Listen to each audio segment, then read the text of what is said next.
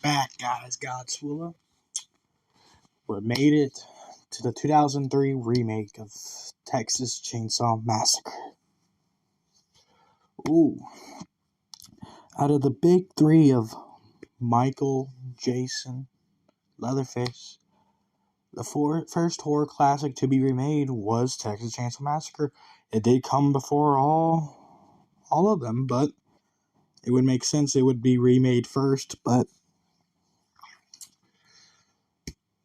after Texas Chainsaw Massacre The Next Generation did really good. We didn't get a movie for basically 8 years, almost a decade, and now they decide to fully remake it. So, once again, they are not the Sawyers or the Slaughters. They are the Hewitt family now.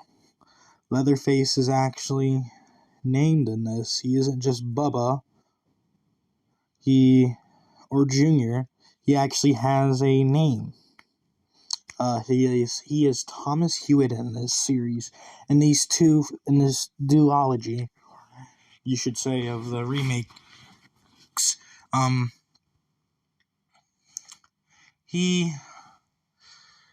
I'd say, without a doubt, he is the best. Well, not best. He brings back a classic feeling Leatherface, but making it more modern. I don't know how to explain it. He has no mercy in this movie. He is great. I think this is best Bubba next to the original. Obviously, original Bubba is the best, but remake Leatherface, he is a close second. So with it being a whole new thing, of course we would have to have new family members. So allow me to introduce them to y'all. The little boy, or his actual name, Jedediah Hewitt. He actually helps the survivors in the end. He's the first family member to actually just turn against the family in the series. So it was a very good change of pace to have him, because we obviously had little kids in the family before, but they always were with the family first. Here, this little boy, he actually kind of betrays the family a bit and helps the survivors escape by trying to stop Leatherface from getting the victims. So, next up on our list, good old Monty. He is a paraplegic. He doesn't really do much in this movie except call Leatherface to attack. Yeah. You would think he would give off Cook vibes, but there's somebody else that I have yet to mention, but we'll get to him in a bit. Old Monty, he doesn't really do much. He just calls Leatherface, but he's there. We have the tea lady and Henrietta. These people live next to the family house in a trailer. And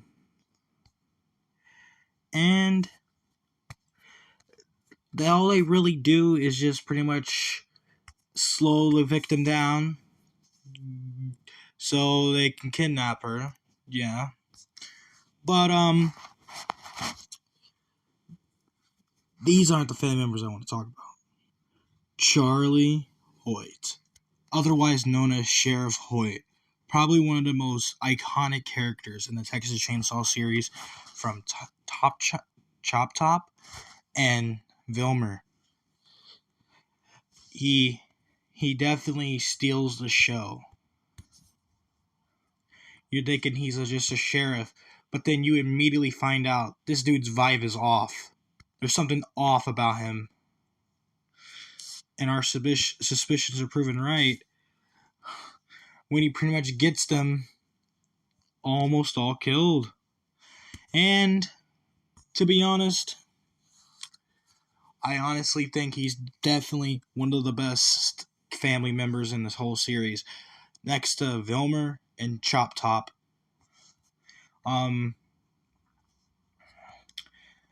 He kind of does overshadow Leatherface in this movie. Leatherface is his typical brute self, which I like. That's Leatherface. But he doesn't have the scared and confused aspect. They just wanted to shove the narrative and feel bad for him down the throat. And that's what I'm about to get into.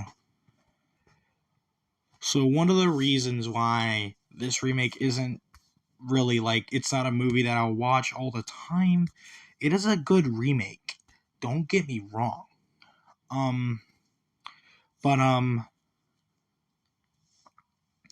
They have this thing in the movie where we get something revealed to us about Thomas or Leatherface or Bubba.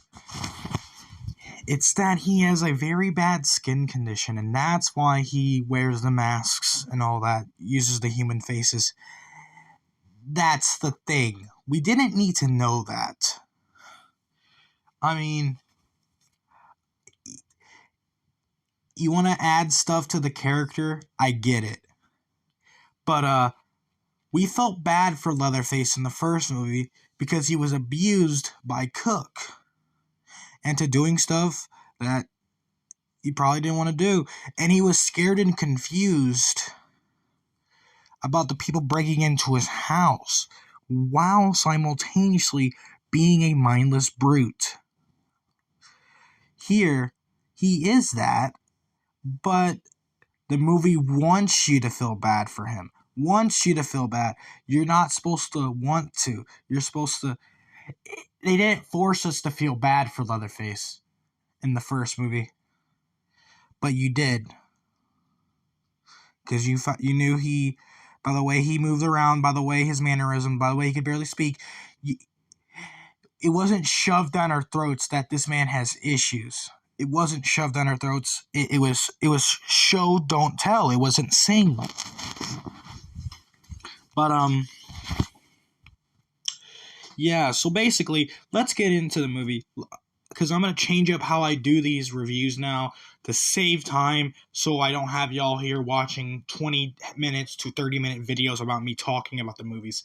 So, essentially, we got these five adolescents. Not 5 adolescents. We got these 5 adults. They're on a drive. They pick up a hitchhiker. The hitchhiker kills themselves. They want to contact the sheriff. And that's where everything goes downhill for them.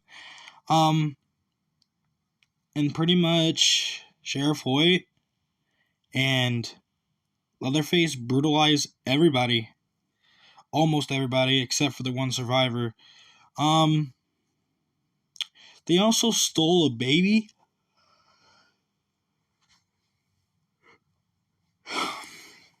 That our heroine, our final girl, Erin,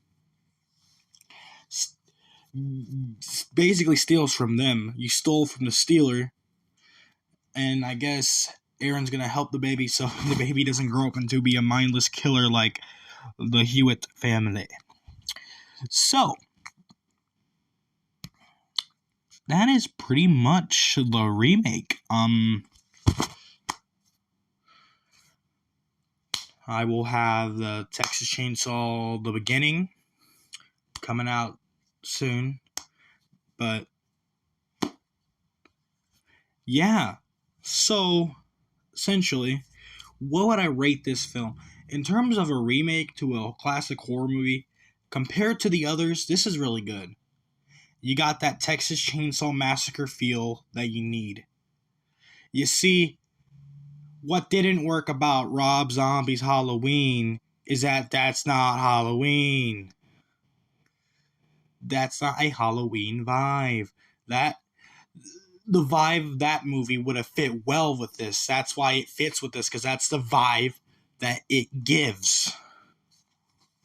So, with that being said, I rate this movie, I'm going to give it a 6.5 out of 10.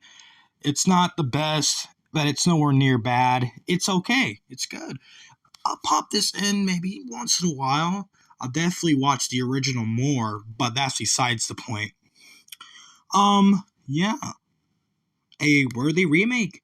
I'll probably watch this remake before I watch if I watch Nightmare on Elm Street remake, the Friday the 13th remake, or the Halloween remakes. Probably I'll watch this first, to be honest. So there you go, guys. See you guys when I review Texas Chainsaw, the beginning.